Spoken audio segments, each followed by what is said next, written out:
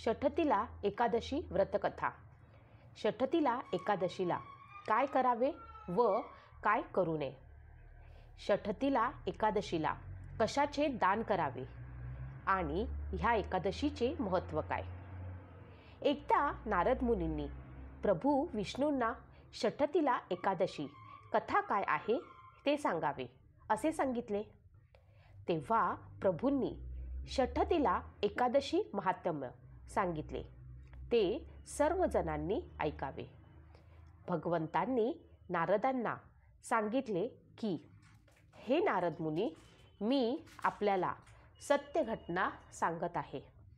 लक्ष देऊन ऐकावे. प्राचीन काळात मृत्यूलोकात एक ब्राह्मणी राहत होती. ती खूप आस्तिक होती. ती नेहमी व्रत वैकल्ये करत असे. एकेकाळी ती 1 महिन्यापर्यंत व्रत करत होती. इतके दिवस व्रत केल्यामुळे तिचं शरीर अत्यंत कमकुवत झालं. ती अत्यंत हुशार होती, पण तरीही तिने देवता किंवा ब्राह्मणांसाठी कधीही अन्न किंवा पैसे दान केले नव्हते. यामुळे भगवंतांनी विचार केला की या ब्राह्मणीने व्रत करून आपलं शरीर शुद्ध केलं आहे, तर आता तिला विष्णू लोकात जागा तर मिळेल, परंतु हिने कधी अन्नदान व न केल्यामुळे हे होणे अवघड आहे. प्रभू म्हणाले की असा विचार करून मी भिकाऱ्याच्या वेशात मृत्यूलोकात त्या ब्राह्मणीजवळ गेलो आणि तिच्या घरी जाऊन भिक्षा मागितली. तेव्हा ब्राह्मणी म्हणाली, महाराज, आपण का आले आहात. भगवंत म्हटले की मला भिक्षा पाहिजे. यावर त्या ब्राह्मणीने मातीचा गोळा भगवंतांच्या भिक्षापात्रात टाकला. भगवंत ते घेऊन स्वर्गलोकात परतून आले. काही काळानंतर ती ब्राह्मणी शरीर त्याग करून स्वर्गात आली. तेव्हा ब्राह्मणीला माती दान केल्यामुळे स्वर्गात सुंदर महाल मिळाला, परंतु आपल्या घरात धान्य नसल्याचे बघून ती घाबरली आणि भगवंतांकडे जाऊन म्हणाली, मी अनेक व्रत पूजा केली तरी माझ्या घरात धान्य नाही.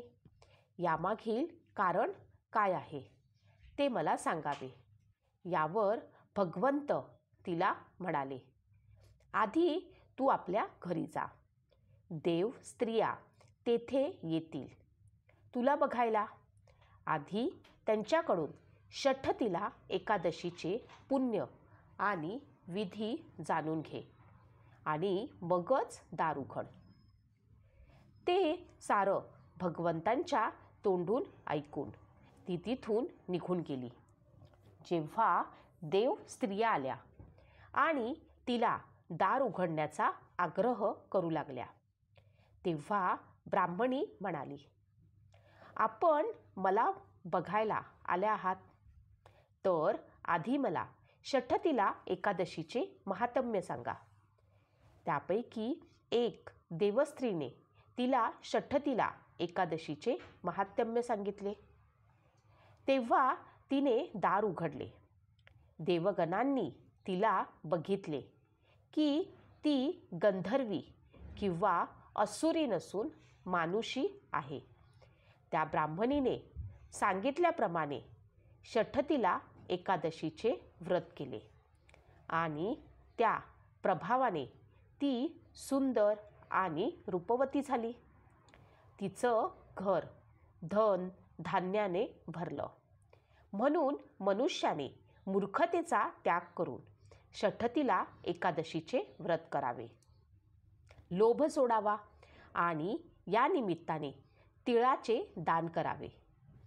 तिळाचे दान केल्याने दुर्दैव, दारिद्र्य आणि अनेक प्रकारच्या संकटांपासून मुक्ती मिळते. षट म्हणजे 6 आणि तिला म्हणजे तीळ.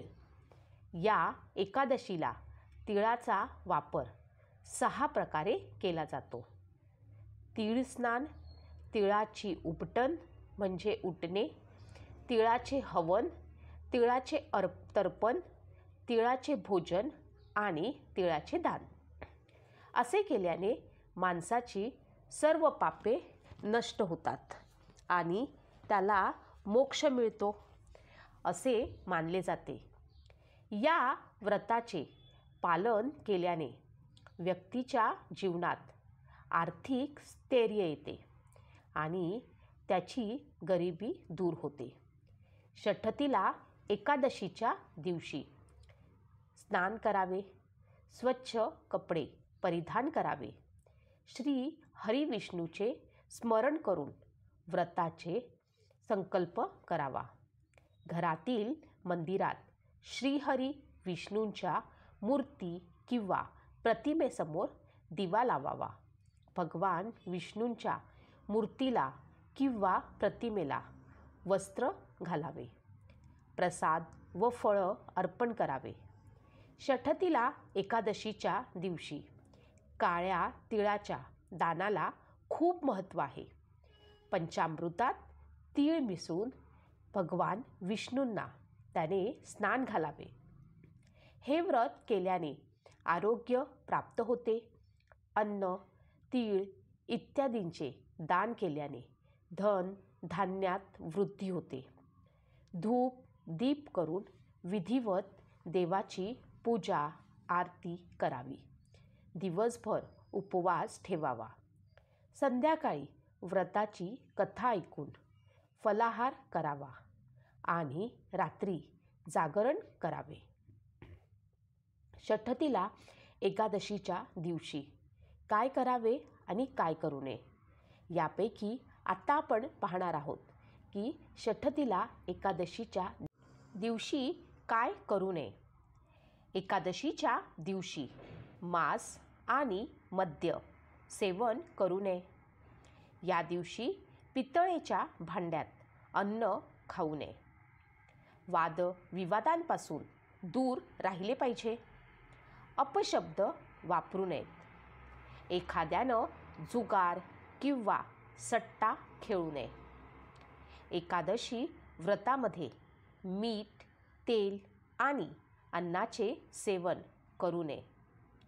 उपवास करणाऱ्या व्यक्तीने दिवसा झोपू नये. एकादशीच्या दिवशी रागावर नियंत्रण ठेवावे. या दिवशी इतरांची टीका किंवा अपमान करू नये. या दिवशी पायाखाली तीळ येऊ देऊ नये.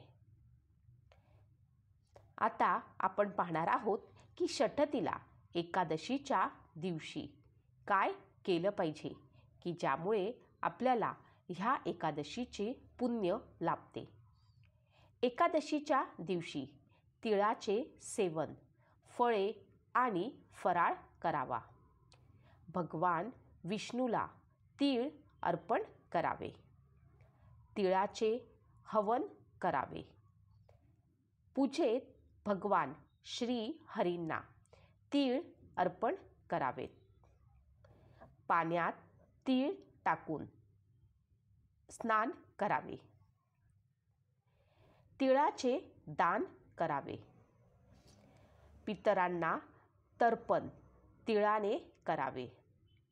गरजूंना आपल्या क्षमतेनुसार मदत केली पाहिजे. उबदार कपडे आणि ब्लँकेट दान करावे. भगवान श्री हरींचे शक्य तितके नामस्मरण करावे. हे सर्व केल्याने एकादशी व्रताचे होणारे फायदे कोणते आहेत ते आता आपण पाहूया. सूर्यग्रहणाच्या वेळी दान केल्यानं जे पुण्य प्राप्त होते ते एकादशीच्या उपवासाने अनेक पटींनी जास्त मिळते. गोदान, सोन्याचे दान, अश्वमेध यज्ञ करून जे पुण्य प्राप्त होते ते एकादशीच्या उपवासाने प्राप्त होते. संपत्ती, धान्य इत्यादींमध्ये वाढ होते. कीर्ती वाढते, श्रद्धा आणि भक्ती वाढते. त्यामुळे जीवन अधिक आनंददायी होते. प्राचीन काळी ज्यांनी एकादशीचे व्रत केले, जसे की राजा नहुषा, अंबरीश, राजा गादी इत्यादींनी या पृथ्वीवरील सर्व ऐश्वर्य प्राप्त केले होते. एकादशीचे व्रत केल्यानं मनुष्याच्या 7 जन्माची पापे नष्ट होतात असेही सांगितले जाते. असे हे षटतिला एकादशीचे व्रत आहे, जे केल्याने जीवनात सुखसंपन्नता आणि